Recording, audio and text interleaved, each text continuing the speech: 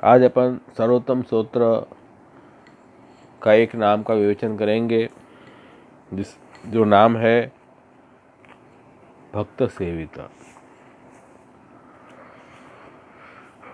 गए सत्र में हम लोगों ने इसके पहले का जो नाम लिया था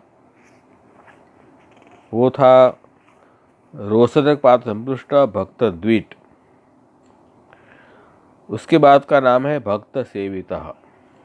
तो ये नाम आज अपन लेंगे।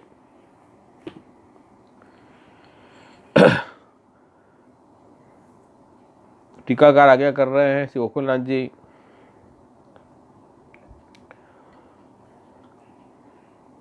यद्यपि भक्त सेवित्वम सदा अस्ति एव, तथापि भक्त सेवित्व कथनेन पूर्वोक्ताम नाम प्रकटित सामर्थ्य दर्शनेन लौकिक स्व अनिष्ट निवर्तकत्व ज्ञान जनित आनंद विशेष भरेण क्षणमात्रमपि सेवा वियोग असहिष्णुतया भक्तानां सेवा करणत्व ज्ञापनाय उक्तम भक्त सेवित। क्या आज्ञा कर रहे हैं श्री गोकुलनाथ जी कि देखो श्री महाप्रभु जी जो हैं वो अपने भक्तों के द्वारा सेवित हैं, श्री आचार्य चरण, और सदा सेवित हैं ही, इसमें तो कोई दो राय है नहीं। परंतु जो पूर्व नाम की संगति अगर अपन बैठा है, पूर्व नाम क्या आया था? रोष रूपी दृष्टि का पात होने से जो भक्त द्वेषी हैं वो भस्मीभूत हो गए हैं, जिनके द्वारा ऐसे श्री महाप्रभु जी। तो ये महाप्रभु जी का सामर्थ्य है कि जो भक्त के द्वेषी हैं उनको आप अपनी रोष दृष्टि से भस्मीभूत कर देते हैं, दग्ध कर देते हैं, जला देते हैं, जिससे कि वे भक्त द्वेषी भक्तों की भक्ति में प्रतिबंध रूप न बने। ये सामर्थ्य श्री महाप्रभु जी में विराजमान है। इसी कारण ये सामर्थ्य जो है उनका दर्शन होने के कारण देवी जी जो भक्त हैं श्री आचार्य चरण के, उनको ये ज्ञान होता है कि हमारे लौकिक जो हमारे अनिष्ट हैं उसको निवारण करने वाले, दूर करने वाले श्री महाप्रभु जी हैं। ऐसा ज्ञान श्री महाप्रभु जी में होता है। श्री महाप्रभु जी का महात्म्य ज्ञान उनको होता है, और उस महात्म्य ज्ञान के कारण आनंद विशेष भरेण, अत्यंत आनंद हृदय में छलकता है। उससे श्री महाप्रभु जी की क्षणमात्र भी सेवा का वियोग वो सहन नहीं कर पाते हैं। ऐसे भक्तों के द्वारा सेवित श्री महाप्रभु जी हैं। तो देखो यहाँ एक बात समझो कि यहाँ दोनों चीज़ समझनी है कि महाप्रभु जी कौन के द्वारा सेवित है? भक्तों के द्वारा। भक्त ही सेवित भक्त सेवित, भक्तों के द्वारा जिनकी सेवा हो रही है वे श्री महाप्रभु जी हैं। भक्त किसे कहेंगे? जिनमें भक्ति होगी। भक्ति क्या है? प्रभु का महात्म्य ज्ञान, और उन प्रभु में महात्म्य ज्ञान के दर्शन से सुदृढ़ सर्व से अधिक प्रेम स्नेह होना, इसी का नाम भक्ति है। तो जिनमें इस प्रकार का ज्ञान है अपने आचार्य चरण के लिए कि आचार्य चरण जो हैं वो बड़े हैं, ईश्वर हैं, भगवत स्वरूप हैं, कृष्ण स्वरूप हैं, और उनमें ये अलौकिक सामर्थ्य रहा हुआ है कि हमें कोई यदि सेवा भक्ति में कोई प्रतिबंध करे, तुरंत ही श्री महाप्रभु जी ऐसे भक्त द्वेषियों को नष्ट कर देते हैं। ऐसा सामर्थ्य का ज्ञान जब हमें होता है तो हमें श्री महाप्रभु जी का महात्म्य ज्ञान होता है, और महात्म्य ज्ञान होने से और श्री महाप्रभु जी का ये सामर्थ्य कि श्री महाप्रभु जी अपनी भक्तों की हमेशा रक्षा करते हैं, अपने भक्तों को अपना मानते हैं। जब ये ज्ञान होता है तो हृदय में एक आनंद प्रकट होता है, प्रेम रूपी आनंद प्रकट होता है, जिससे ये भक्ति के जो दोनों भाव हैं, प्रभु का महात्म्य ज्ञान और प्रेम, ये दोनों फोर्स हैं, वो क्या करेंगे, हमें प्रभु की सेवा में जोड़ देंगे। तो हम सेवा बिना एक क्षण भी रह नहीं पाएंगे। हम सेवा बिना एक क्षण भी रह पा रहे हैं, इसका कारण यह है कि हमें अभी भक्ति दृढ़ नहीं हुई है। जिस दिन हमें भक्ति दृढ़ हो जाएगी, उस दिन हम ठाकुर जी की सेवा का वियोग सहन नहीं कर पाएंगे। ये बात भी आपको स्पष्ट समझनी है। तो यहाँ सदा भक्त सेवे श्री महाप्रभु जी इसलिए हैं कि श्री महाप्रभु जी के जो भक्त हैं, निज सेवक हैं, उनको श्री दामोदर हरसानी जी, कृष्णदास मेघन, परमानंद दास जी वगैरह, ये सब जितने भी वैष्णव हैं, 84 वैष्णव में, उनके द्वारा सदा श्री महाप्रभु जी सेवित हैं। क्योंकि श्री महाप्रभु जी का महात्म्य ज्ञान उनको हृदय में दृढ़ हो गया है, उनके भक्तों को, और इसके कारण श्री महाप्रभु जी को अपना समझते हैं, अन्य नहीं समझते हैं कि श्री वल्लभ अन्य है, यूँ नहीं समझते हैं। तो दोनों एक दूसरे को अपना मानते हैं। इसलिए एक निस्वार्थ स्नेह, बिन शर्ती स्नेह प्रकट होता है। वो स्नेह ही उनको सेवा करने में जोड़ देता है। सेवा का मतलब भी बताया श्री महाप्रभु जी ने, चेतस्तत् प्रवणम सेवा, चित्त की प्रभु में प्रवण हो जाना ही सेवा माना, अथवा सेव्य संतोषजनिका सेवा, जिसकी सेवा कर रहे हैं उनकी प्रसन्नता प्राप्त हो, ऐसे उपचार का नाम ही सेवा कहते हैं। तो इसलिए कह रहे हैं कि देखो, ये सेवा जीव, ये सेवा का जो लक्षण बताया, चित्त की प्रवणता या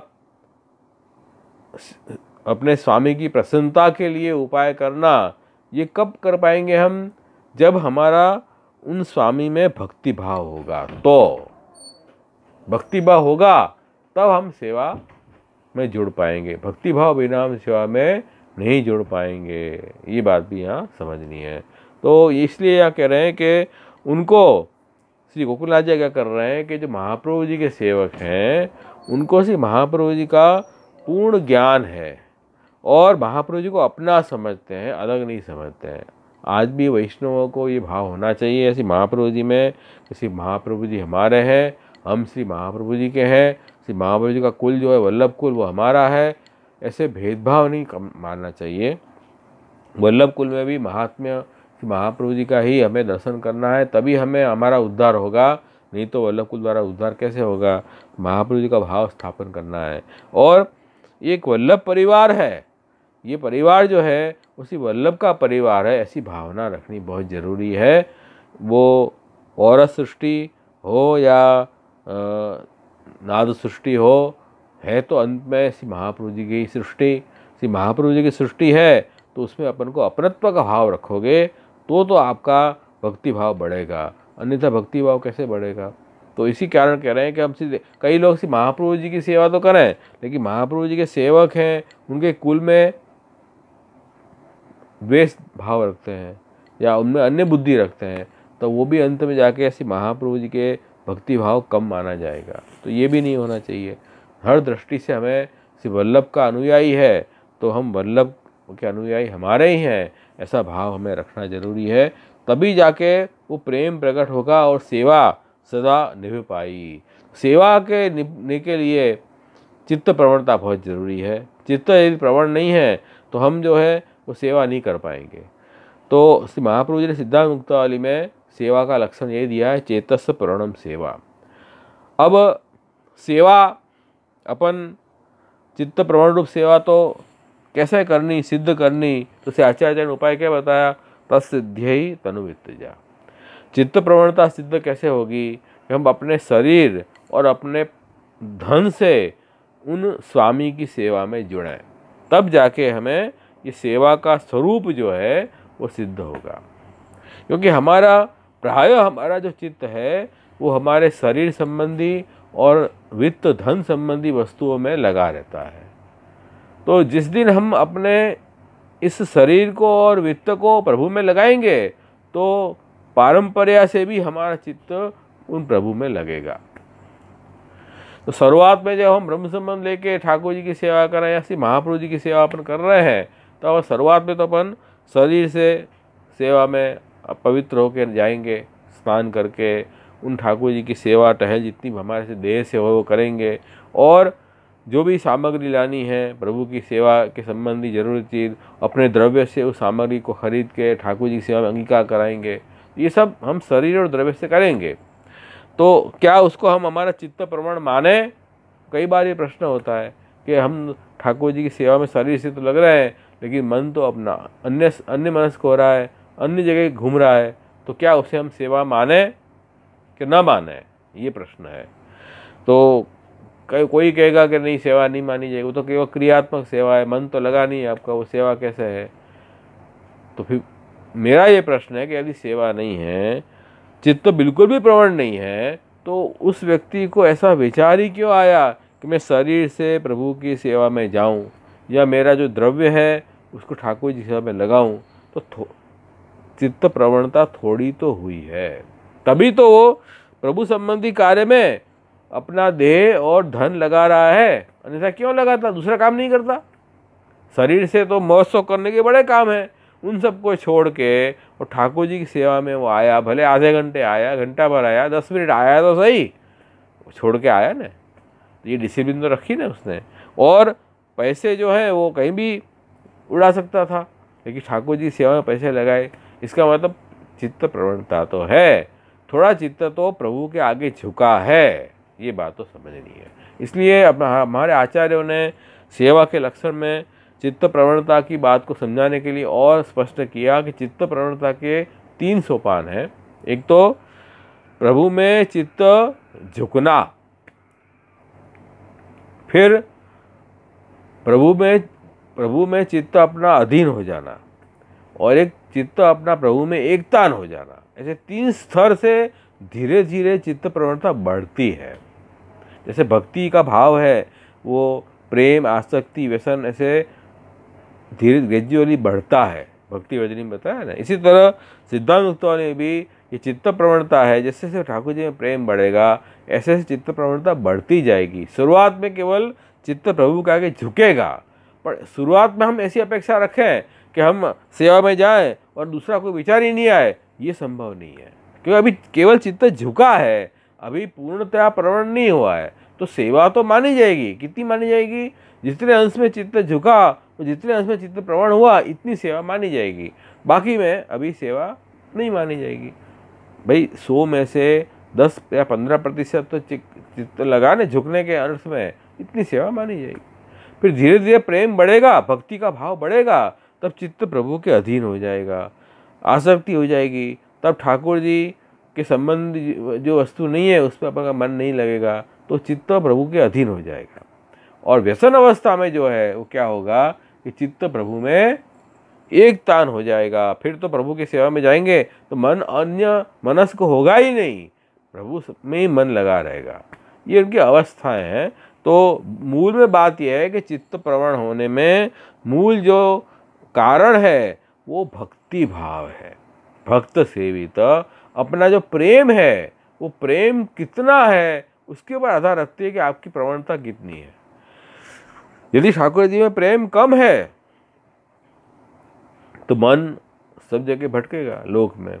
जितना प्रेम बढ़ेगा इतना मन अपने आप कंट्रोल में आएगा। इसीलिए हमें ये ध्यान रखना है कि ठाकुर जी की सेवा में और ठाकुर जी की लीला में अपना मन लगाना, मन को जोड़ना, श्रवण कीर्तन स्मरण के द्वारा या अपने पास से मन भक्ति, जो भी अपने सब भावों से जोड़ना, नवधा भक्ति के जो प्रकार दिखाए हैं, उससे क्या होगा, धीरे धीरे मन को अभ्यास हो जाएगा और धीरे धीरे एक स्तर ऐसा आएगा कि जब मन संपूर्णतया निरुद्ध हो जाएगा। शुरुआत में नहीं होगा। तो मूल में महाप्रभु जी जो है वो भक्त सेवित हैं, भक्तों द्वारा सेवित हैं। वो सेवा इसलिए भक्त कर रहे हैं कि उनको महाप्रभु जी के प्रति भक्ति भाव भरा हुआ है। महाप्रभु जी का सामर्थ्य, अलौकिक सामर्थ्य का उनको महात्म्य ज्ञान है और महाप्रभु जी को अपने मानते हैं, पराये नहीं मानते हैं। इसलिए एक प्रेम भी है, जैसे अपने व्यक्ति में, अपने परिवार के व्यक्ति में हमें प्रेम होता है और अन्य में प्रेम इतना नहीं होता है। अपने आप को हम ज़्यादा चाहते हैं, सबसे ज़्यादा। ऐसे महाप्रभु जी को ही हम अपना ही समझें कि हम उन्हीं के अंश हैं, वही हमारी आत्मा है, सर्वात्मा है हमारे प्रभु, तो वो प्रेम आपको दृढ़ हो जाएगा। तो ये बात यह समझाना चाह रहे हैं कि हमें भी इस भाव को प्रकट करने की आवश्यकता है। इसको श्री महाप्रभु जी ने सिद्धांत मुक्तावली, भक्ति वेदिनी वगैरह ग्रंथन में कैसे इस प्रेम भाव को बढ़ाना उसके उपाय बताए हैं, उस ग्रंथ से देख लेने चाहिए। तो इस तरह से यहाँ ये भाव यहाँ प्रकट हुआ है, भक्त सेविता। और इसके बाद गोपेश्वर जी आज्ञा करेंगे, ननु एतादृशे क्रोधे समुत्पन्ने तस्य शांति कथम भवती। भाई ऐसे महाप्रभु जी की क्रोध दृष्टि हो जाएगी जो भक्तों के द्वेषी हैं उनके ऊपर, तो फिर उनको शांति कैसे होगी, कथम शांति भवती। तो कह रहे हैं कि भक्त सेवित, जब भक्तों के द्वारा निरंतर से आचार्य की सेवा होगी तो महाप्रभु जी प्रसन्न हो जाएंगे, और इससे जो भक्तों के द्वेषों पे जो क्रोध दृष्टि है वो भी नष्ट हो जाएगी। क्योंकि भक्ते दृष्टे शांति, भक्तों को देखने पे उनको शांति हो जाएगी। कैसे भक्त जो हैं श्री महाप्रभु जी के आगे दीनतापूर्वक आएंगे, महाप्रभु जी गुणगान गाएंगे, उनकी स्तुति करेंगे, इससे धीरे धीरे महाप्रभु जी में वो जो क्रोध था वो शांति में कन्वर्ट हो जाएगा। ये बात गए सत्र में दिखा चुका हूँ कि ये क्रोध जो है प्राकृत क्रोध नहीं है, ये अलौकिक लीला संबंधी क्रोध है। तो इसको अपन अपने जैसा क्रोध महाप्रभु जी को आता है ऐसा नहीं मानना चाहिए। इसको मैंने पूर्व सत्र में स्पष्ट किया था, वहाँ आप सुन लेना रिकॉर्डिंग।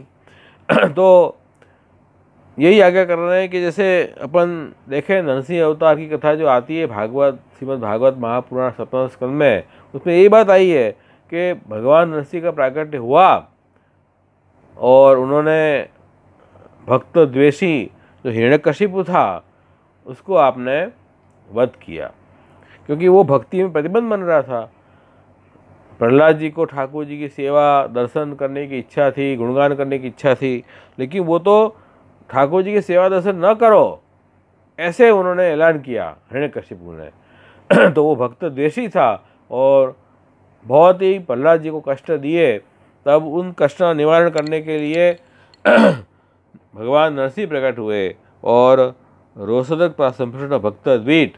तो यही बात यहाँ बताई कि नरसिंह भगवान प्रकट होके और रोष दृष्टि पात उनको हिरण्यकशिपु को पड़ा, हिरण्यकशिपु को नष्ट किया, मतलब उनको उसकी आसुरी वृत्ति को नष्ट किया और प्रहलाद जी की रक्षा की। तो अब जब प्रहलाद जी तब तो बहुत क्रोधित थे प्रभु, इतने क्रोधित थे कि उनके पास में कौन जाए सामने। ब्रह्मा जी वगैरह देवता डर गए। ब्रह्मा जी ने फिर महालक्ष्मी जी को कहा कि आप जाओ, आपके तो पति हैं। तो महालक्ष्मी जी ने कहा कि ऐसा रूप तो मैंने कभी देखा ही नहीं मेरे स्वामी का, मैं भी नहीं जा पाऊंगी।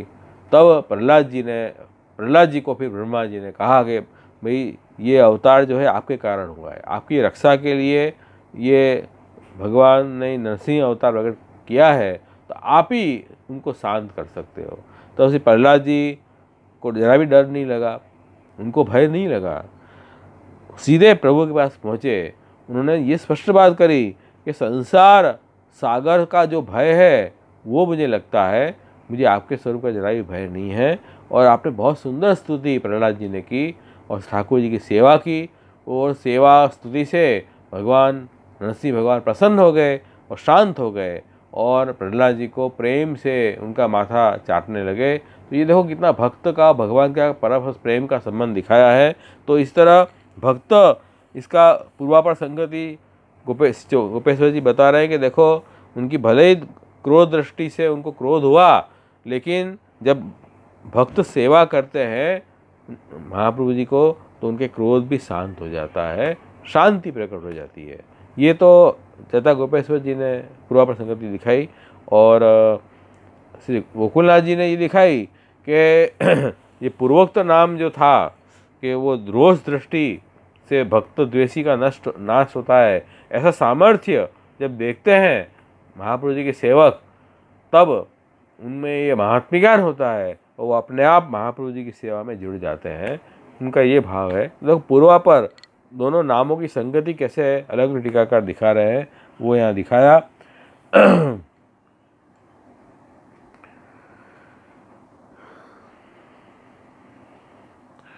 उसके बाद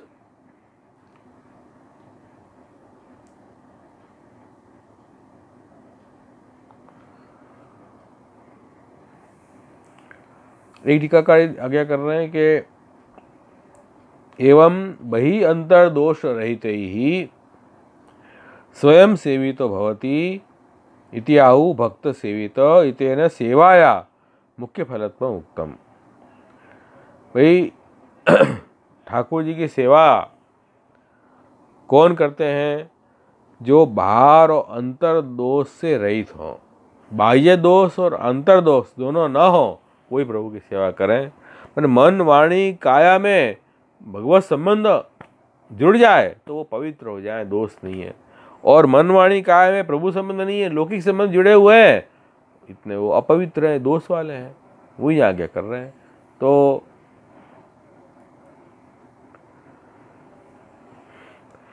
यहाँ दोष रहित मन जो है वो अंतर, मन शुद्ध हो जाए तो अंतर शुद्धि है, और अपनी काया वाणी के व्यापार जो हैं वो लोक संबंधी न हो तो बाह्य शुद्धि है।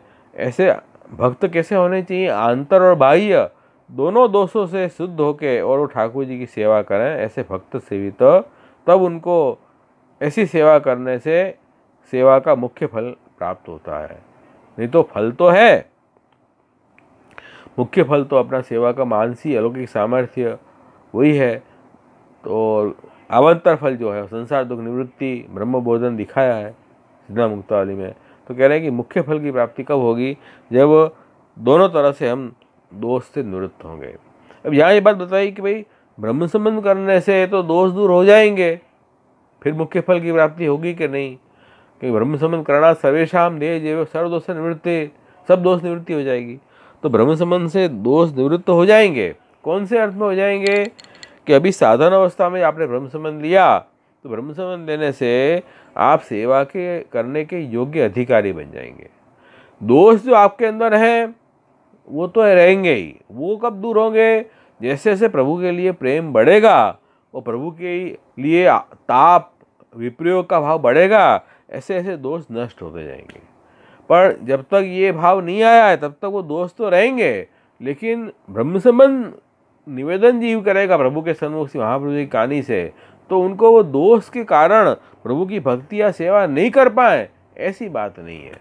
ठाकुर जी की सेवा भक्ति कर पाएंगे और ठाकुर जी की सेवा भक्ति स्वीकार रहे हैं, ये सबसे बड़ी बात है। नहीं तो ठाकुर जी स्वीकारें भी नहीं सेवा। तो वही कह रहे हैं कि वो दोष दूर तो हुए ब्रह्म संबंध से, लेकिन वो दोष कौन से अर्थ में दूर हुए? कि उनको सेवा की योग्यता प्रदान हो गई, प्रभु की सेवा कर पा रहे हैं। मुख्य फल की प्राप्ति कब होगी? जब जो दोष रहे हुए हैं अंदर वो समूल नष्ट हो जाए, तब मुख्य मानसी सेवा की प्राप्ति होगी। ये टीका आज्ञा कर रहे हैं। इसके बाद हम जो कीर्तन भी देखें, भक्त सेवित हो कैसे करी भक्त सेवित पद पाऊं। मैं कैसे करके भक्त सेवित श्री महाप्रभु जी के चरण कमल को प्राप्त करूं, ऐसी भक्त जो है वो अपना भाव बता रहा है। सर्वस्व समर्पण करी के लेहो तिहारे शरण हो जाऊं। इसका उपाय क्या? उन महाप्रभु जी के चरणारविंद की प्राप्ति कैसे होगी? सबसे पहले आपको सर्वस्व समर्पण करना पड़ेगा। जो ब्रह्म संबंध में हम करते हैं कि भाई सब कुछ आपके लिए है, मेरे भोग के लिए नहीं है, ऐसे आपको निवेदन करना है और उनका शरण भी लेना है। अनन्य आश्रय उन प्रभु में रखना है, तब उनके चरणारविंद की प्राप्ति जीव को अवश्य होगी। और उपाय कछु सूझत नहीं, कहा दिन वृक्ष कहा दिन वृथा गवाऊं। और कोई उपाय तो मुझे सूझ नहीं रहा है कि ये नहीं तो मेरा दिन क्या वृथा चला जाएगा। कुछ न अपन समर्पण करें, न अपन प्रभु में दृढ़ आश्रय रखें, तो हमारे जो दिन हैं वो ऐसे वृथा जा रहे हैं। लेकिन जो जीव ठाकुर जी के समर्पित है, सेवा में प्रभु के अरण्य आश्रित होकर रह रहा है, उनको तो उनके दिन वृथा नहीं है। देखो ये बात श्री गोपीनाथ जी भी आज्ञा कर रहे हैं साधन दीपिका में, और वहाँ यही बात आगे कर रहे हैं कि समझने लायक है वो भी।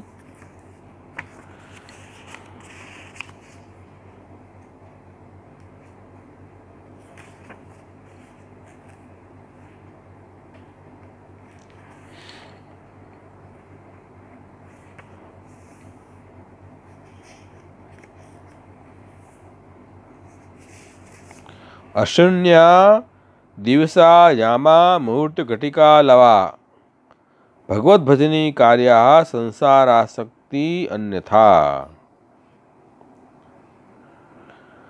भगवत भजन अपन करें तब तो अपना दिन जो है अशून्य हुआ, मतलब कुछ किया हमने, जीरो नहीं हुआ। भगवत भजन नहीं किया हमने तो वो दिन अपना जीरो हो गया, जीरो मार्क मिले अपने को, क्योंकि वो तो वृथा गया। वही यहाँ कह रहे हैं कि भाई और उपाय कछु सूझत नहीं, कहा दिन वृथा गवाऊं। तिहारी सेवा कथा करो सुनो, सब प्रपंच विसराऊं। आपकी सेवा करूं, कथा सुनूं, तब मैं सब जगत जो है संसार उसकी विस्मृति हो मैं। नहीं तो हम तो संसार में पड़े हुए हैं, संसार की बात करते हैं, उन्हीं की बात सुनते हैं, प्रभु से दूर हो जाते हैं। तो हमको क्या करना चाहिए? सेवा कथा में मन लगाना है, समर्पण करना है, सेवा में समर्पण करना है और प्रभु का अनन्य आश्रय रखना है। शरण, समर्पण, सेवा, सेवा के अनुसार में कथा, ये मुख्य 4 उपाय अपन को ठाकुर जी की प्राप्ति कैसी महाप्रभु जी ने बताए हैं। शरण, समर्पण, सेवा और कथा। ठाकुर जी के शरण रहो, प्रभु को ही अपना रक्षक मानो, अनन्य आश्रय उनका रखो, अन्य आश्रय नहीं करो, पूर्ण विश्वास प्रभु में रखो और समर्पित जीवन, अपना सब सर्वस्व प्रभु को निवेदन करो। हे ठाकुर जी, ये सब कुछ आपकी सृष्टि आपके लिए ही है, मुझे भी कुछ दिया है वो आपकी सेवा के लिए ही है, ऐसा भाव रखना। अपने स्वार्थ भोग का भाव नहीं रखना वस्तुओं में, ये समर्पण है। और ये समर्पित वस्तुओं को ठाकुर जी की सेवा में विनियोग कराना यथा शक्ति, और प्रभु की सेवा के लिए मार्ग की प्रणाली अनुसार प्रभु की प्रसन्नता के लिए उपचार करना सेवा में।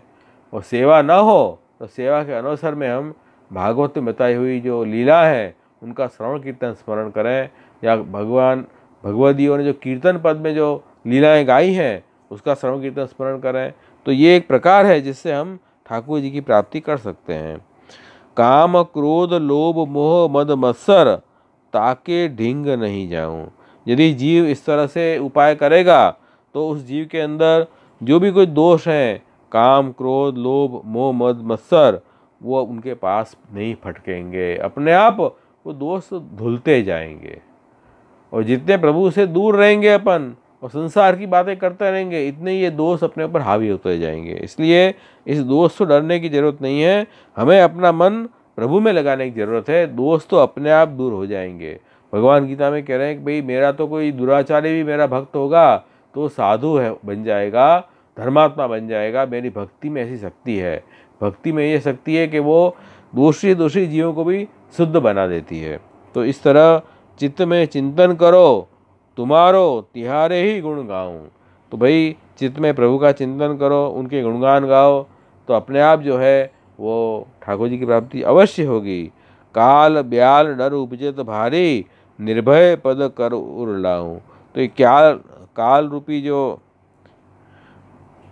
ब्याल है, जो हवा चल रही है भयंकर, उसका भारी भय है, सबको उड़ा के ले जाएगी वो। ये काल का डर सबको है, तो आपका जो पद है वो निर्भय देने वाला है, उनको हृदय में पधराऊंगा तो ये काल रूपी व्याल से मुझे डर नहीं लगेगा। नहीं तो हम प्रभु से बहिर्मुख होंगे तो काल हमें उड़ा जाएगा।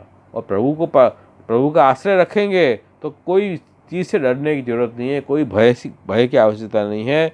करत गोविंद कर जोरी विनती, तब प्रसाद हो पाऊँ। तो गोविंदास जी कह रहे हैं कि मैं आपके हाथ जोड़ के विनती कर रहा हूँ कि आपकी कृपा मुझे प्राप्त हो। अब मुझे कोई फिर चिंता की भय की बात नहीं है। इसलिए भगवान जो महाप्रभु जी के सेवक जो भक्त हैं उन आचार्य आचरण की सेवा करें तो उनको काम क्रोधादि दोष भी दूर हो जाएंगे, काल का डर भी नहीं रहेगा। इसलिए हमें महाप्रभु जी की सेवा करनी है, भक्त सेवित, भक्तों के द्वारा सेवा करनी है। सेवा कैसे करनी है? शरण समर्पण के भाव से। ये कर्तव्य है, इस नाम से भी लेना है कि हमें प्रभु का शरण और समर्पण, इस भाव को हम हृदय में नहीं रखेंगे। कोरी सेवा तो कितने लोग करते हैं, उस सेवा का कोई मतलब नहीं है। मतलब तात्पर्य कहने का ये है कि जैसे कोई अपने स्वार्थ के लिए सेवा करे, स्वार्थ पूर्ति के लिए, या कोई पैसे कमाने के लिए सेवा करे, या कोई नौकरी मिल जाएगा, पगार मिलेगा इसलिए सेवा करे, वो सेवा की बात यहाँ नहीं हो रही है। यहाँ जो सेवा है वो शुद्ध भाव से, शरण समर्पण के भाव से कोई सेवा करेगा, ऐसे जो भक्त हैं उनके द्वारा सेवे श्री महाप्रभु जी हैं। बाकी लौकिक भावों को तो श्री आचार्य चरण जो है वो उनको कोई मनोरथ सिद्ध नहीं करते हैं। श्री महाप्रभु जी के जो सेवक हैं, जो भक्त हैं, उन्हीं की सेवा द्वारा उनको अनुभव जताते हैं श्री महाप्रभु जी। ये बात भी यहाँ समझनी है।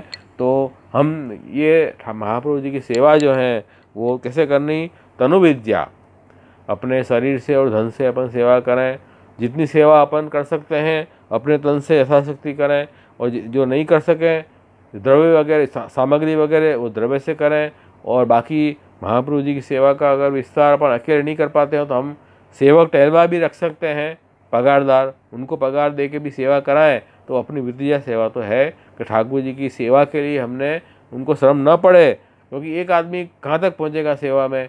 ठाकुर जी की सेवा का प्रकार यदि बड़ा है तो हमें हेल्पर के रूप में यदि हम किसी को रखें तो उनको हमें पगार चुका के भी करें तो हमारी वृत्तिजा सेवा तो मानी जाएगी। तो तनुजा विद्या सेवा एक ही व्यक्ति कर रहा है, इसलिए इस तरह से हम करेंगे तो महाप्रभु जी की सेवा से धीरे धीरे अपना मन प्रभु में लगेगा। केवल वित्त से करोगे तो अहंकार बढ़ जाएगा, अहंकार बढ़ने से तो फिर चित्त प्रवण नहीं होगा, मैं इतने पैसे देकर करा रहा हूँ ये भावना आएगी। और वित्त लगाए नहीं, केवल शरीर से सेवा करें तो हमारी जो आसक्ति है, संसार आसक्ति, वो प्रभु में लगेगी नहीं, तो वो भी लगानी जरूरी है। कई लोग तो तनुजा सेवा में भी अहंकार कर लगते हैं, हम इतनी सेवा कर रहे हैं शरीर से, और कौन कर पाता है। तो ये सब नहीं करना चाहिए। दैन्य भाव से, दास भाव से हमें सेवा में जुड़ना है, ये बात यहाँ खास समझा रहे हैं। और श्री महाप्रभु जी के चरित्र में यदि अपन देखें तो एक वार्ता मुझे मिली भक्त सेवित इस नाम को समझाने के लिए।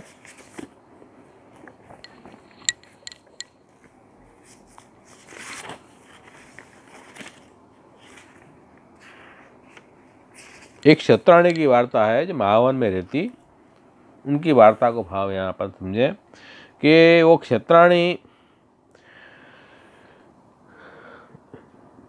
11 बरस की भई तो माता पिता ने कहा कि भाई तेरा ब्याह कर दें। तो क्षत्राणी ने स्पष्ट कह दिया कि मेरा ब्याह मत करना, अगर ब्याह करोगे उसी दिन मेरा पति मरेगा और तुम भी मर जाओगे। तो वो लोग डर जाते बेचारे माता पिता, क्या करना। लेकिन फिर मानी नहीं, भाई इतनी बड़ी हो गई लड़की, अभी शादी नहीं हुई है। तो गांव वाले बोलने लगे, तो माता पिता ने उनकी सगाई कर दी और ब्याह किया। ब्याह के फेरा हुए, उसी वक्त माँ बाप और उसका वर तीनों मर गए। तब तो सब लोग समझ गए अरे ये तो बड़ी भयंकर बाई है और अपशुकन है बाई, इससे बात मत करो। कोई उसकी जाति के लोग बात नहीं करते उससे, इससे जो बात करेगा वो मरेगा, ऐसी भावना लोगों ने अशुद्ध दृढ़ कर दी। और उसी दौरान श्री महाप्रभु जी महावन पधारे तो नारायणदास के घर बिराजते महाप्रभु जी और क्षत्राणी और श्री आचार्य के दर्शन हुए। तो वो शुद्ध जीवती श्री आचार्य ने जानो, श्री महाप्रभु जी के स्वरूप को पहचान गई कि तो बड़े महापुरुष हैं, क्योंकि वो देवी जीवती, उनके शरण जाना चाहिए। फिर विनती करी मेरा अंगीकार करो, मेरे से प्रतिबंध लौकिक छूट जाए, ठाकुर जी की प्राप्ति हो, ऐसी भावना उन्हें व्यक्त की। तो श्री महाप्रभु जी ने नाम निवेदन ब्रह्म संबंध करवाया। और फिर क्षत्राणी ने कही कि महाराज अब वो कहाँ आ गया है। तब श्री आचार्य जी ने कही जो भगवत सेवा करो। तब क्षत्राणी ने कही जो महाराज भगवत सेवा तो बहुत लोग करत हैं, परंतु लीला में मैंने आपकी सेवा सदा करी है, और आप भगवत सेवा की कहो, भगवत सेवा बहुत करत हैं, आपके चरणाविंद मिलना बहुत दुर्लभ है, तुमको साधन में मत ही डालो। तो देखो ये जो क्षत्राणी है ये क्या कह रही है कि क्षत्राणी ये लीला में स्वामी जी की अंतरंग सखी है, इस कारण इनका नाम भद्रा है। तो उनको लीला में भी महाप्रभु जी की सेवा में, लीला में श्री महाप्रभु जी ठाकुर जी के स्वामी जी हैं, तो तब भी लीला में भी उनकी सेवा में रहती है। और यहाँ भी वो भाव उनको जागृत हो गया। इनका अंतिम जन्म है सब भक्तों का, तो महाप्रभु जी का स्वरूप पहचान गई वो, ये तो इनके द्वारा ही मुझे प्रभु की प्राप्ति हुई है। महाप्रभु जी का स्वरूप पहचान गई और उन्होंने महाप्रभु जी की सेवा ही मांग ली। तो श्री महाप्रभु जी की सेवा करती, तब श्री आचार्य चरण ने उनको चरण छाप के अपने और अपने चरणाविंद की छाप पधरा दी, इनकी सेवा तू करे कर। तो इनकी सेवा कर दी। तो वही भाव से करती, नृत्य लीला में महाप्रभु जी के सामने जी के भाव से वो सेवा करती। तो आचार्य जी दर्शन भी देते, सब रस का अनुभव करावते, ऐसी ही हती। तो ये भक्त सेवित, तो ये देखो, ये तो एक भक्त की बात है। तो कृष्णदास बेंगर वगैरह सेवक थे ही जो महाप्रभु जी की सेवा में तत्पर रहते। क्योंकि क्षत्राणी की वार्ता बड़ी विशेष वार्ता है कि महाप्रभु जी में एक अलौकिक भाव था उनको। श्री महाप्रभु जी और ठाकुर जी में वो भेद नहीं मानती थी, उनको ईश्वर रूप से भजन करती थी महाप्रभु जी का। तो महाप्रभु जी सभी प्रकार के वो भाव, तो महाप्रभु जी तो ईश्वर तो है ही, लेकिन एक महाप्रभु जी की विशेष ईश्वर भाव से सेवा करनी वो एक भावना थी उनकी, उस भाव से वो सेवा करती थी। और इस सेवा का फल उनको मिला कि उनको यमुना जी में 4 स्वरूप प्राप्त हुए। श्री गोकुल चंद्रमा जी, लाड़ीलेस जी, त्रिभंगी राय जी और श्री नवनीत प्रिया जी। तो उन 4 स्वरूप की सेवा उनको प्राप्त हुई। तो क्षत्राणी ने कहा कि मैं महाप्रभु जी को आज्ञा ले आऊँ, फिर आपको यमुना जी से पधराऊँ। श्री महाप्रभु जी ने कहा उनको पधराओ लाओ जल्दी। तो 4 स्वरूप मंदिर में पधराए और क्षत्राणी को मन तो महाप्रभु जी की सेवा में था। तो भगवत सेवा तो लेकिन ठाकुर जी सामने से पधारे तब महाप्रभु ताते से महाप्रभु जी की सेवा है, यहाँ लिखा है ताते से आचार्य जी की सेवा है, ता वैष्णव के पास श्री ठाकुर जी बिना जतन आप सो पधारत है। तो महाप्रभु जी की सेवा प्रेम से करी, ठाकुर जी स्वयं अपने आप पधारे उनके वहाँ। तो महाप्रभु जी में इनको बड़ा बड़प्पन ठाकुर जी करते अधिक भाव से महाप्रभु जी में था। जैसे दामोदर हरसानी जी की वार्ता में भी आता है कि उनको भी ठाकुर जी से अधिक श्री महाप्रभु जी भाव था। क्यों? कि दान बड़ों के दाता। फिर ठाकुर जी की प्राप्ति भी अंत में तो महाप्रभु जी ऐसे दाता मिले तब तो हुई ना, इसलिए वो दान बड़ों के दाता इस भाव से वो महाप्रभु जी में विशेष भाव था। तो उनको भक्त सेवित ये नाम चरितार्थ किया एक क्षत्राणी ने। और फिर तो उनकी बहुत बड़ी वार्ता है आगे। फिर सब स्वरूप उनके माथे पधारे और अलग अलग वैष्णव को सब स्वरूप पधराए, ये सब बात आई। लेकिन समझने की बात है कि महाप्रभु जी की सेवा भी इस भाव से हमें कृष्ण के भाव से ही करनी है। महाप्रभु जी और ठाकुर जी में कोई भेद नहीं है। जो यदि कोई भेद मानता है कृष्ण और श्री वल्लभ में, तो वो पुष्टि मार्गी जीव नहीं है, वो तो आसुरी जीव है। तो जो देवी जीव है उसमें तो सबसे यही भाव है, जैसे ठाकुर जी हैं ऐसे ऐसी महाप्रभु जी हैं। हाँ, यहाँ उद्धार की प्रक्रिया फर्क है। आप आचार्य रूप से प्रकट हुए हैं तो आचार्य की जो उद्धार की प्रणाली उस तरह से आपने उद्धार किया। लेकिन महाप्रभु जी की सेवा भी जिसने भी कृष्ण भाव से की है उनको आचार्य चरण ने उसी अनुभव भी करवाया है। इसलिए इसमें कोई दो राय नहीं है। जैसे ठाकुर जी की सेवा ऐसे ऐसी महाप्रभु जी की सेवा अपने लिए तो है, लेकिन अपन में उनमें ये विशेष भाव था महाप्रभु जी का, ऐसे आज की आधुनिक जीवों में कहाँ है। इसलिए अपन को तो महाप्रभु जी की आज्ञा अनुसार सेवा करनी है। कृष्ण सेवा सदा कार्या, और कृष्ण सेवा के अंग रूप में हम महाप्रभु जी की सेवा करते हैं। लेकिन इनका विशेष भाव था कृष्ण से भी अधिक वल्लभ में भाव था, क्योंकि वल्लभ जहाँ वल्लभ जाए वहाँ से ठाकुर जी बधार है। इसलिए उस भाव से यहाँ सेवा की है। ये उनके भाव के अनुसार उनने जो सेवा की महाप्रभु जी की वो ठीक ही है, युक्त है। देखिए हम लोगों को तो अभी से आचार्य चरण ने जो आज्ञा की है अपने ग्रंथों में, इस अनुसार कृष्ण की सेवा करनी है और कृष्ण की सेवा में प्रतिबंध न आए, इसलिए श्री महाप्रभु जी की सेवा भी करनी है उनकी आज्ञा से। क्योंकि ठाकुर जी भी हमारी सेवा श्री महाप्रभु जी के संबंध से ही मान रहे हैं। हमारे में ऐसी कोई न प्रेम है न भक्ति है ऐसी जिससे ठाकुर जी अपनी सेवा माने, लेकिन श्री महाप्रभु जी के संबंध से हम प्रभु के सन्मुख होते हैं तो ठाकुर जी जो है हमारी सेवा स्वीकारते हैं। तो महाप्रभु जी के द्वारा ही हमारी सेवा प्रभु स्वीकार रहे हैं। तो बड़ाई तो श्री वल्लभ की है, हमारी बड़ाई नहीं है। इसी भाव से हमें श्री वल्लभ की सेवा में जुड़ना है, भक्त सेवित इस भाव से। तो ये एक आज का जो प्रसंग है वो कीर्तन संगति, कर्तव्य संगति, वार्ता संगति और ये नाम का अर्थ भी देखा। अब अपन भागवत संगति और देख लें कि भागवत में ये 10वें स्कंद में ये नाम कैसे आ रहा है ठाकुर जी का, वो अपन देखेंगे।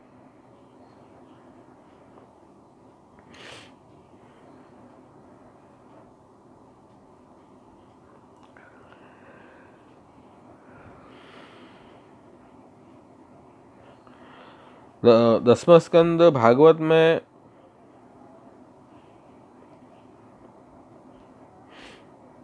अध्याय 38वां, जिसमें ये वर्णन आया कि जब अक्रूर जी की व्रज यात्रा का वर्णन है, मन में अनेक मनोरथ प्रभु संबंधी, और अक्रूर जी गोकुल के तरफ प्रयाण कर रहे हैं, और उसका वर्णन है इसमें। प्रभु का यशोगुण भी बताया है, वो कैसे यशोगुण है वो अपन देखेंगे, और कैसे ये अध्याय में भक्त सेवित नाम प्रभु के लिए है, यहाँ श्री कृष्ण के लिए नाम आएगा भक्त सेवित, तो वो भी अपन देखें। सुखदेव जी ने कहा कि राजा परीक्षित कंस की आज्ञा अनुसार अक्रूर जी कंस की आज्ञा अनुसार दूसरे दिन रथ में बैठकर गोकुल जाने के लिए निकले, क्योंकि कंस ने कहा था कि आप गोकुल जाके और बलराम जी और श्री कृष्ण को यहाँ पधरा लाओ, और हम यहाँ रंगमंच का और त्यौहार मना रहे हैं, वो सब बात बताई थी कि यहाँ आप लेके आओ उनको। तो अक्रूर जी कंस की आज्ञा अनुसार जो है, वो कंस का संग था अक्रूर जी में, तो थोड़ी उनकी बहिर्मुख बुद्धि भी हो गई थी, लेकिन अब अंत में जीव तो देव ही थे, तो प्रभु की बात आते ही उनके मन में अनेक मनोरथ हो जाते हैं। तो उन्होंने गोकुल में जाने के लिए निकले, तो सत्य पुरुष हैं अक्रूर जी, तो देवी हैं, तो सत्पुरुष जो हैं देवी जीव जब भगवान के सन्मुख होते हैं तो उनके मन में अनेक प्रकार के अच्छे अच्छे मनोरथ जागते हैं। दुस्संग लगने से वो मनोरथ दब जाते हैं, लेकिन वो दुस्संग छूटता है ना, तब प्रभु संबंधी मनोरथ जागते हैं। उनको मन में ये विचार आया कि हो, मैंने ऐसा कैसा कौन सा पुण्य किया है, कैसा तप किया है कि आज मुझे भगवान कृष्ण के दर्शन होंगे। ऐसे मन में अपने को बड़ा अहोभाग कर रहे थे। मैंने क्या दान किया आज, कौन सा सदाचार किया कि भगवान के दर्शन जो दुर्लभ है वो आज मुझे होंगे। ऐसे अत्यंत उत्साहित होते हुए प्रभु के दर्शन के लिए निकले। क्रूर कंस द्वारा आज ऐसा अनुग्रह मुझे प्राप्त हुआ कि भले ही कोई भी निमित्त हो, आज प्रभु के लिए दर्शन के लिए मुझे जाने का अवसर तो प्राप्त हुआ, नहीं तो मैं तो यहाँ मथुरा में बैठा हुआ था, गोकुल जाने की अनुमति कहाँ थी मुझे।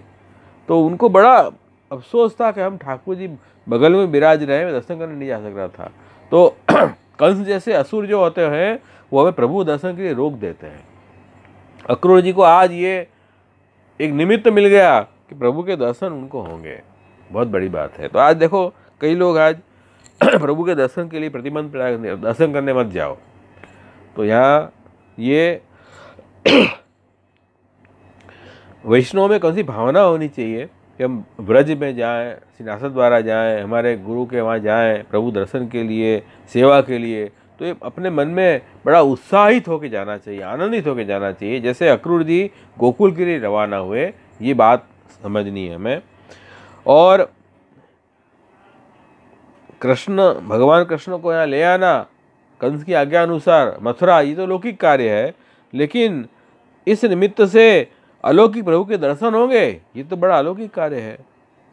ऐसा मन में वो विचार रहे थे अक्रूर जी, प्रसन्न हो रहे थे। फिर कह रहे हैं कि ब्रह्मा जी, भगवान शंकर जैसे महादेव, लक्ष्मी जी और अनेक भक्त और मुनि वो लोग जिनके चरण कमल के पूजन कर रहे हैं, उन चरणों के द्वारा भगवान अपने सखाओं के साथ गोचारण लीला कर रहे हैं,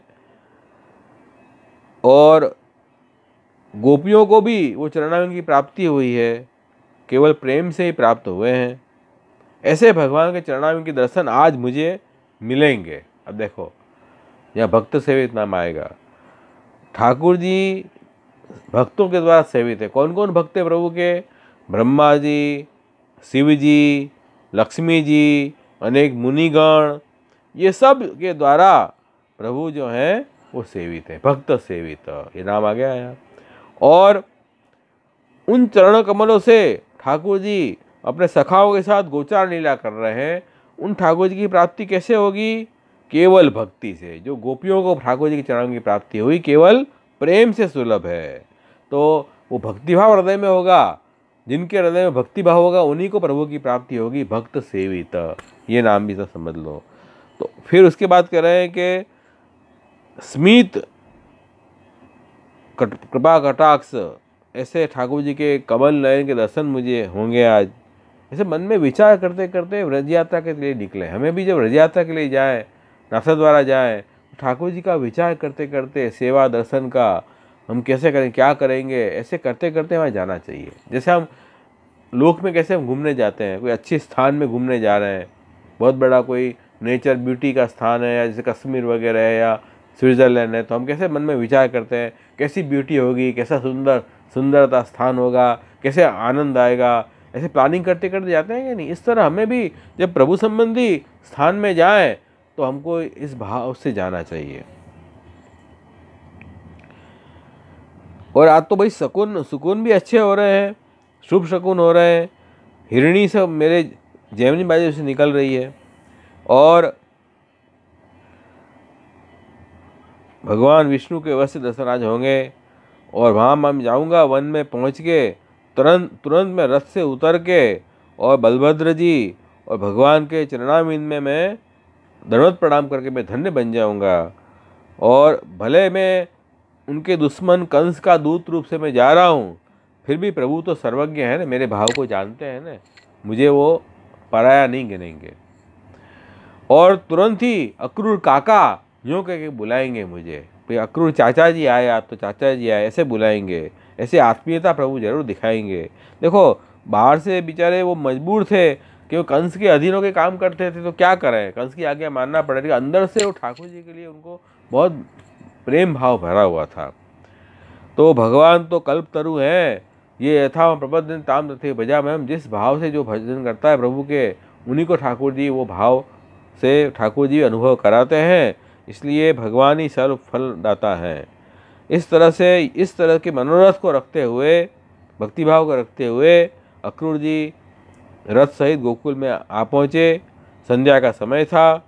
पृथ्वी को पवित्र करते हुए प्रभु के दर्शन भी, पद्यजन के दर्शन उनको पृथ्वी में हुए।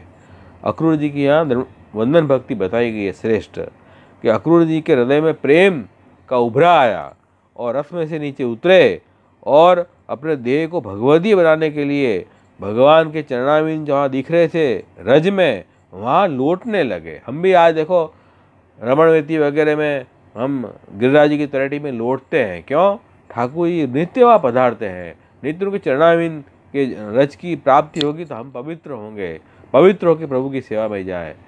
दिखाया था ना, बाह्य आंतर दोष से रहित होके हमें भक्तिभाव होके प्रभु की सेवा में जाना है। तो ये ठाकुर जी के चरणारविंद की रस से हम पवित्र हो जाएंगे। वो रस से स्नान करना, व्रज रज में ही सब पवित्रता है। व्रज रज से नहा लो, फिर नहाने की जरूरत नहीं, हम पवित्र हो जाएंगे। तो ये वहाँ आलोटने लगे। प्रभु की तो दुर्लभ चरण रज है। अक्रूर जी की आंखों में हर्ष के आंसू आए और फिर कह रहे हैं कि ये चित्त की अवस्था उनको हुई। ऐसी अवस्था अपनी हो जाए चित्त की तो हमारा ये देह का जन्म कृतार्थ हो जाए। और ऐसी चित्त की अवस्था प्रभु के लिए नहीं हो रही है तो हमारा देह ही वृथा है, यूँ यहाँ समझाना चाह रहे हैं भागवतकार।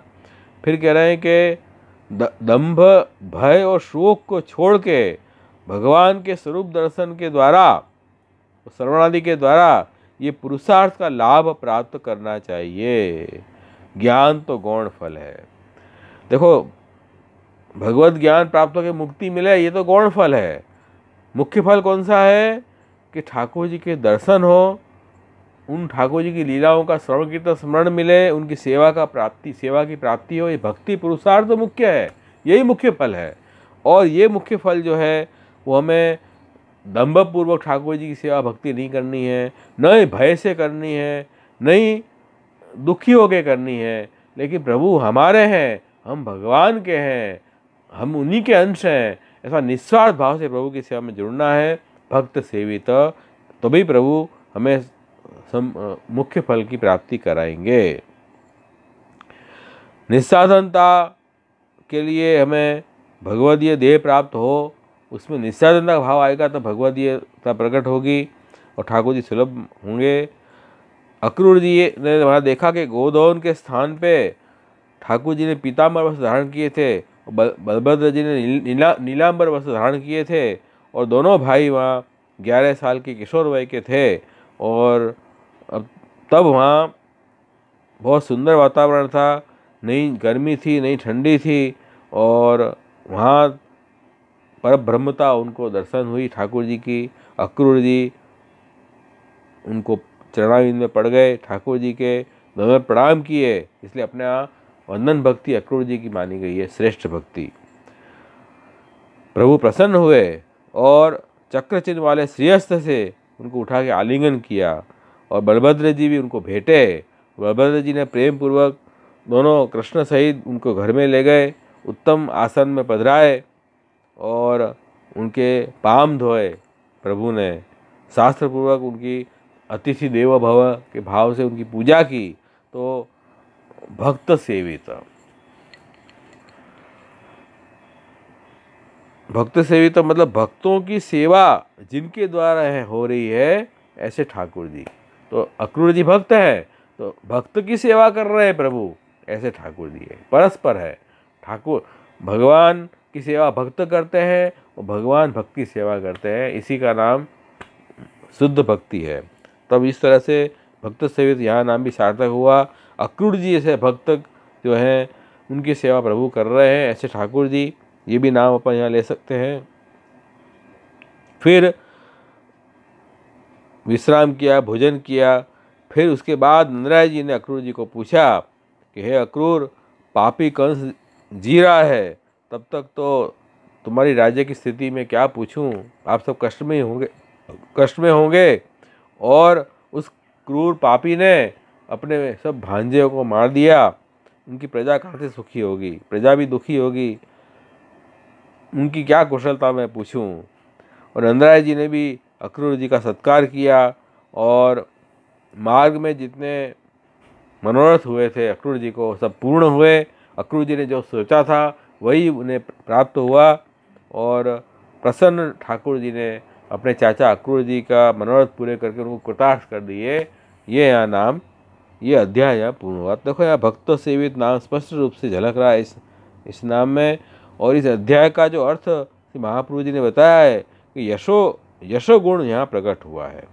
वो कैसे कि भगवान ने उनको शुद्ध बनाया अक्रूर जी को, मतलब भक्ति ज्ञान और कर्म के प्रतिबंध जो आ रहे हैं उनका निवारण करने के लिए अक्रूर जी में महात्म्य ज्ञान स्थापित करना है, वैकुंठ का स्थापन करना है। तो ऐसा भक्ति ज्ञान और कर्म में उपयोगी जो महात्म्य ज्ञान है, स्वरूप बोध है, वो स्वरूप बोध कराने के लिए प्रभु ने उनके हृदय में अनेक मनोरथ जागृत करवाए। जब मनोरथ जागृत करेंगे ना अपन प्रभु संबंधी, तो ठाकुर जी धीरे धीरे अपने स्वरूप का दर्शन हमें कराएंगे। तो ये ठाकुर जी का यश, ठाकुर जी का यशगान है। तो ठाकुर जी जो है वो सर्वसमर्थ है, और बड़े बड़े शिव जी, ब्रह्मा जी ऐसे, महालक्ष्मी ऐसे भक्त हैं, वो भी उनकी सेवा में लगे हुए हैं। ऐसे सर्वसमर्थ भगवान हैं, उनके संबंधी हम हमारे हृदय में मनोरथ हों तो हमें भी ठाकुर जी की प्राप्ति जल्दी होगी। जो भी प्रतिबंध है कर्म ज्ञान भक्ति में, वो कौन से प्रतिबंध हैं? हम प्रभु के स्वरूप को नहीं समझ पा रहे हैं, हम लौकिक वस्तुओं को बड़ी बड़ी महत्ता दे रहे हैं, इसलिए हमको प्रतिबंध आ रहा है। न कर्म अच्छे कर पा रहे हैं, न ज्ञान कर रहे हैं, न भक्ति कर पा रहे हैं। तो कह रहे हैं कि इसी कारण अक्रूर जी को अब ये प्रतिबंध दूर करवा के उनके हृदय में भक्ति की स्थापना करने के लिए ठाकुर जी ने इस तरह से अक्रूर जी के हृदय में ऐसे अवभाव जगाए और उनको सेवा का अवसर प्रदान किया। ये ठाकुर जी का यश है। और बड़े बड़े महादेव जी जैसे, महालक्ष्मी जैसे भक्त भी ठाकुर जी की सेवा में लगे हुए हैं। ये प्रभु का यश गुण यहाँ प्रकट हुआ है। यश गुण के द्वारा ठाकुर जी अब अपने भक्तों का निरोध जो है, ये राजस भक्त है तो ये राजस प्रकरण है, ये राजस प्रमाण प्रकरण है। राजस प्रमाण प्रकरण में अक्रूर जी जो राजस भक्त है उनका निरोध अब प्रभु करवाना चाह रहे हैं। इस तरह से यश गुण के द्वारा निरोध कर रहे हैं। ऐसे भक्त सेवित नाम अपन 10वें स्कंद में भी अपन देख सकते हैं। तो इस तरह से अपन ये नाम से भागवत संगति भी हमने आज देख ली। इस तरह से ये नाम अपन ने पूरा आज देख लिया। तो आज इतना ही अपन रखेंगे। आज का नाम एक नाम अपना हुआ। ये नाम बहुत सुंदर नाम, अच्छी तरह से भागवत के में वर्णित है। अपन ने वार्ता चरित्र में भी ये नाम की संगति देख ली। तो यहीं अपन आज का सत्संग का विराम करेंगे। कोई प्रश्न हो तो पूछ लो, 2 मिनट में जो भी प्रश्न पूछने हो तो।